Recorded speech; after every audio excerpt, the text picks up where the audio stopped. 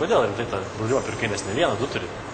Turiu 2 draudimus, tai visai kaip noriu apsidrausti iš tikrųjų, nes gyvenime iš tikrųjų yra ir iš giminių patirties, ar ne? Kur matai žmonės, ką daro ir ką blogai gal padarė ir ką turėtų turėti. Ir reikia pagalvoti apie ateitį. Gerai, kai yra gerai šiandieną. Ta prasme, kaip vokiečiai pensininkai gyvena ir kaip lietuviai pensininkai. O kaip žiūrėjau, pavyzdžiui, mano darbą, ką aš darau? Kaip gerai? Nu.